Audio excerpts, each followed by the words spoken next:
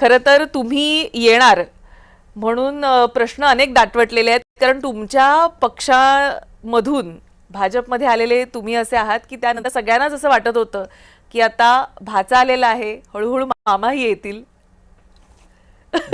आणि आता ज्या काही बातम्या सुरू आहेत त्यामुळे कुठेतरी एक अशी कुणकुण लागलेली आहे की जो निर्णय तुम्ही घेतलात काही काळापूर्वी त्यानंतर आता तुमचा पक्षच कुठेतरी भाजपच्या सोबत जाण्याच्या तयारीत सध्या दिसतोय, थेट किंवा मग बाहेरून समर्थन अशा पद्धतीनं राष्ट्रवादीची वाटचाल शरद पवार गटाची सध्या आपल्याला दिसते. या सगळ्याकडे आपण कसं पाहता?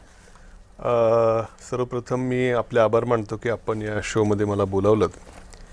आपण आता बादशाहचा प्रश्न विचारलात तर आमचं आता जयंत पाटील साहेबांचं माझं आपले नातेसंबंध आहेत, पण ते नातेसंबंधापुरते आहेत.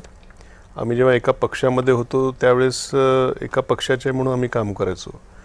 पण मी बाहेर पडतानाचा निर्णय काही कारणं असतील पण खूपशी माझी त्यांच्याशी काही चर्चा खूपशी होऊ शकली नाही. आमची जेव्हा पोटनिवडणूक लागली होती विधानसभेची त्यावेळेस आमची काय चर्चा झाली होती आणि त्यानंतर मात्र जेव्हा निर्णय घेतला त्यावेळेस मात्र आता आमची खूप त्यावर काय चर्चा झाली नाही.